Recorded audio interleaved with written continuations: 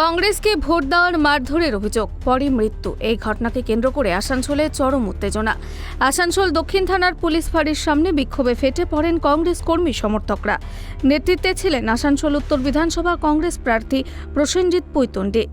অভিযোগ অনুযায়ী শুক্রবার গভীর রাতে অনন্যা কমপ্লেক্সের বাসিন্দা দেবদীপ চ্যাটার্জি সপরিবারে একটি সামাজিক অনুষ্ঠান সেরে বাড়ি ফিরছিলেন। রাত তখন অনেকটাই গড়িয়ে গিয়েছে। ঠিক সেই সময় আবাসনের গেটের সামনে কিছু দুষ্কৃতী তার পথ আটকে দাঁড়ায়। প্রত্যক্ষদর্শীদের দাবি, প্রথমে বাকবিতণ্ডা শুরু হয়, যা মুহূর্তের মধ্যেই রূপ নেয় নৃশংস মারধরের। অভিযোগ, দুষ্কৃতীরা দেবদীপ বাবুকে লক্ষ্য করে এলোপাথারি ঘষিয়ে লাথি মারতে থাকে। পরিস্থিতি আরও ভয়াবহ হয়ে ওঠে যখন তাকে ধাক্কা দিয়ে ফেলে দেওয়া হয়। এই ধাক্কার ফলে তার মাথার পেছনে গুরুতর চোট লাগে।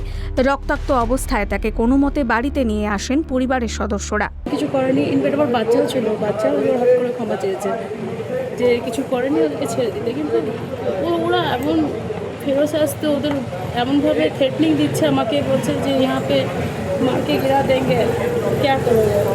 মানে এমনভাবে ফেরত আসতে কোনোদিনও দেখিনি যে এইভাবে গুন্ডা গর্দি ওপেনলিভাবে একটা মানুষকে মেরে দিল। তার সাথে কোনো দোষ করিনি, আমরা ফিরছিলাম অনুষ্ঠান বাড়ি থেকে ফিরছিলাম, বাচ্চাটাকে নিয়ে আমার বাচ্চাকে নিয়ে এলো, ভিতর দিকে গেল, আবার মোটরসাইকেল করে ছেলেটাকে নিয়ে বেরিয়ে চলে গেল। তারপর অনেকক্ষণ কিছুর পরে কিছুক্ষণ পরে দেখি অনেকগুলো ছেলে, এক পাল ছেলে, আর ওকে সবাই হুড় করে এখানে এসেছে। আর আমরা তো 6 জন ছিলাম, এইসব তাগড়া ছেলে, আমরা ভয় পেয়ে গেছি। এবার গেটটা যখন খুলেছি তখন ছেলেটা হুড়ুম করে এসে পড়েছে, আর ওরা মারধর করেছে, ওরা মারধর করছিল। তো আর তারপরে তো ওরা পুলিশকে ফোন করলো, ওখানে একজন ছিলেন, উনি পুলিশকে ফোন করলেন, পুলিশ গাড়ি এলো, 2 জন পুলিশ ছিল, পুলিশের সামনে কথাবার্তা হলো। তারপরে ওদেরকে ছেড়ে দিল, ওরা চলে গেল যে ছেলেগুলো ছিল। পরিবারের দাবি, রাতে তাকে বাড়িতে রাখা হলেও পরদিন সকালে তার শারীরিক অবস্থার অবনতি হতে শুরু করে। তড়িঘড়ি করে তাকে স্থানীয় একটি বেসরকারি হাসপাতালে নিয়ে যাওয়া হয়, কিন্তু চিকিৎসকরা পরীক্ষা করে তাকে মৃত বলে ঘোষণা করেন। এই আকস্মিক মৃত্যুর খবরে এলাকায় শোকের ছায়া নেমে আসে। পাশাপাশি তৈরি হয় তীব্র ক্ষোভ। ঘটনার পরই শুরু হয় রাজনৈতিক চাপানোতর।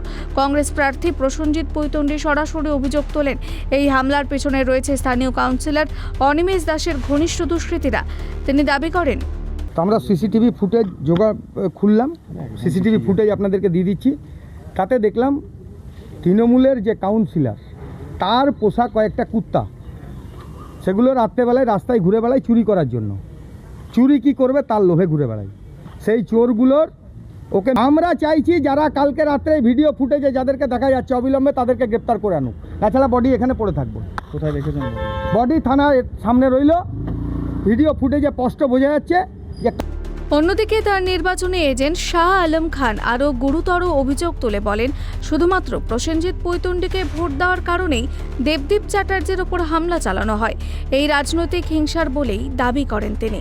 সময় ওকে অনন্যা কমপ্লেক্সের গেটের সামনে ওইখানকার মজুদা যারা কাউন্সিলর আছে তার লোক ওপেন দেখা যাচ্ছে ভিডিও ফুটেজে, ওর উপর মারধর করেছে।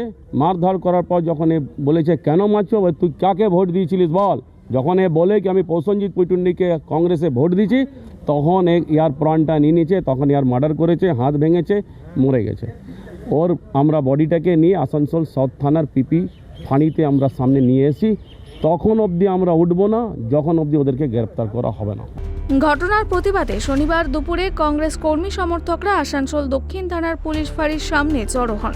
শুরু হয় স্লোগান, প্রতিবাদ, বিক্ষোভ। প্রসেনজিৎ পৈতন্ডের নেতৃত্বে বিক্ষোভকারীদের সাফ বার্তা, দোষীদের গ্রেফতার না হওয়া পর্যন্ত আন্দোলন চলবে। অন্যদিকে সমস্ত অভিযোগ অস্বীকার করেছে স্থানীয় তৃণমূল নেতৃত্ব। দেখুন, এইরকম ঘটনা আজ পর্যন্ত কোই জায়গাতে হয়নি। কংগ্রেস অত বড় ফ্যাক্টর নেই পশ্চিম বেঙ্গলের রাজনীতিতে, কাজ করে আসানসোলের রাজনীতিতে। আর একটু ভোট দিয়ে নেই বলে একটু লোককে মেরে দেবে, এই অভিযোগ, এই কংগ্রেসের হাতে কিছু মুদ্রা নেই, এই জন্য কংগ্রেস এরকম নোংরামি করছে। পুলিশ তদন্ত করবে, দোষী এই ব্যক্তিকে গ্রেপ্তার করবে, যার মধ্যে তদন্ত করার পরে বুঝে যাবে কি। অভিযোগ পেলে তদন্ত করে ব্যবস্থা গ্রহণের আশ্বাস দিয়েছে পুলিশ। আমরা মানে ইনভেস্টিগেশনের প্রসেস অলরেডি শুরু করে দিয়েছি, এখন অভিযোগ করেনি, ঠিক আছে। অভিযোগ দিলে আমরা প্রপার ইনভেস্টিগেশন হবে, যা যা প্রসিডিওর সবটাই হবে। কি ঘটনাটা কি হয়েছে? বডি জানতে পারি, একটা বডি এসছে, বডি কি জন্য এসছে? আরে এখনো সবটা জানতে পারিনি, আমরা জানি। আমরা লিখিত অভিযোগ হয়নি পরিবারের পক্ষ থেকে? এখনো লিখিত অভিযোগ হয়নি, হলে আমরা সব রকম একজন সাধারণ নাগরিকের মৃত্যু এখন বড় রাজনৈতিক ইস্যুর পরিণত হয়েছে। শোক, ক্ষোভ আর রাজনীতির সমীকরণ সব মিলিয়ে উত্তপ্ত এখন আসানসোল। নজর পুলিশের পদক্ষেপ এবং প্রশাসনের ভূমিকার দিকে। পরিস্থিতি কোন দিকে মোড় নেয় সেটাই দেখার। আসানসোল থেকে শ্যাম দাসের রিপোর্ট, কেটিভি বাংলা।